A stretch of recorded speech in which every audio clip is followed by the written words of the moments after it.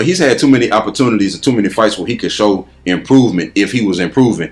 And I just can't pick him, bro. But no, he's just a mid-tier fighter. That's just and realistically, it ain't even that because he's fighting Jelton.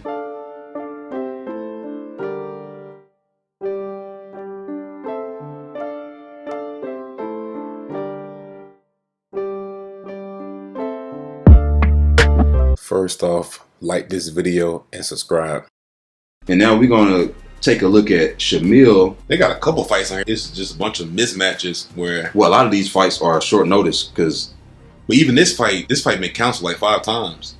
And it's like, dang, why is it? I don't know, man. But I'm going to tell you this. I was checking out some of the fights from Shamil. Man, I didn't see nothing that made me high on this guy. I didn't see nothing. His biggest quality was his durability. He's not as durable as he was when he first came to the UFC. And look, if I'm going to be real, I just used this argument for Thiago.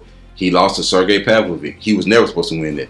Dude, why in the world is he losing to people and he getting even worse people to fight? Like, how you lose to Chris Dawkins and turn around and get Sergey Pavlovich? But anyway, for whatever reason, he got bad luck. He done fought Sergey Pavlovich, Chris Dawkins, and Curtis Blades back to back. The thing is, he looked off in all those fights. Like, it was never competitive. You look who he beat too, the Chase Shermans, the Walt Harris, the Anthony Hamiltons, Andre. It's like, man. People who was kind of floating around. People who, I'm going to be real, if the heavyweight division was not as thin as it is when it comes to talent, because outside of like the top 5 or 6 guys, a lot of those guys ain't even really worth mentioning, if we're being honest. He fought a lot of those guys who really was hovering outside of the top 10 and top 15, which that's very far away in the heavyweight from being at the top of the division.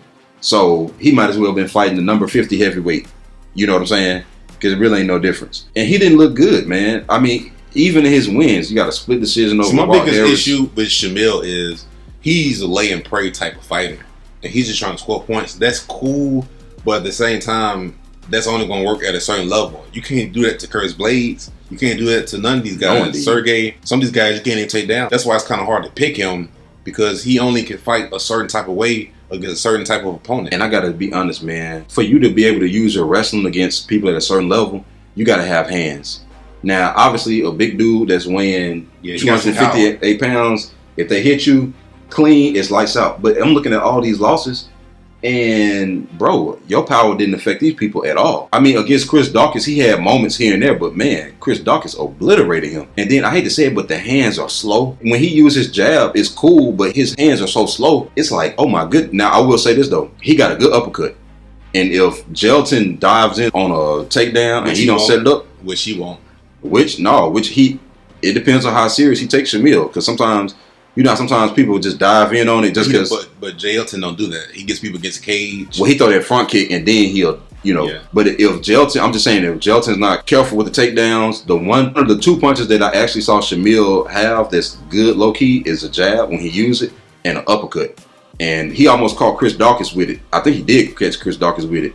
And this is something nobody talks about. I'm not a big fan of Jelton fighting against heavyweights because he's a natural light heavyweight.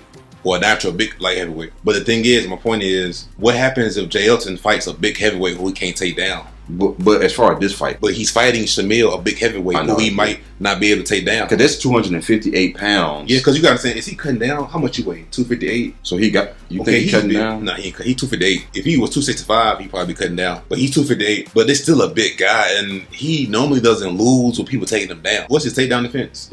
Yeah, he normally actually get beat up with the hands first, and then but I ain't gonna lie though, Curtis Blades definitely wrestled the mess out of him, man. Wrestled the lights out of him. Let me see what his takedown defense. Shamil's takedown defense is 47%. Yeah, I think that's a small sample size though, because he's a wrestler. Opponents Shamil been in the UFC for a long time at this point, bro. That's several UFC fights. Look at this. Oh, Curtis took him down 5 times. He been in the UFC since 2015. That's his percentage, bro. He going down. But yeah, man, this is just a mismatch. This is just an easy one for Jelton. Look, takedown accuracy, bro, 75%. Submission average 3. Second round submission for. But Jelton, he's talking about his striking and how improved his striking is. This might be the fight to where we can see a little bit more of his striking. You got to understand, it gets worse from Shamil. You got to understand, what fight would be the best fight to show your hands? You don't want to go in there against Chris Dawkins or somebody who's more dangerous. You don't want to let that be the first fight where you start showing your hands. Well, you don't want the first fight to be when you forced to. Does that make sense? Like, you don't want it to be, I can't get no takedowns. I got to stand up with Derek Lewis. Oh, gosh. What am I going to do? But for this fight, they gave him somebody he should be able to handle this guy. Yeah, this easy call. Look, Shamil is a big guy, and 258 pounds is a lot of weight for anybody to be moving, especially if you are not a natural heavyweight, and you should realistically be cutting down to light heavyweight. But the reality is, Shamil has so many holes in his game, and he's been in the UFC for so long that he's had too many opportunities to improve the holes in his game. But he's had too many opportunities and too many fights where he could show improvement if he was improving. And I just can't pick him, bro. But no, he's just a mid-tier fighter. That's just and realistically, it ain't even that because he's fighting Jelton. Dude, if Shamil was fighting almost anybody, I probably would have to be picked, unless he's fighting, what's the dude that lost 6 fights in a row, the heavyweight? Jared. Unless you fighting Jared, I'm probably going to pick the other guy. If it's against Shamil, this is high confidence. At the very least, it's mid. At the highest. Yeah. Man, look, Jelton should go in there, front kick him, get the fight to the ground. Don't rush it.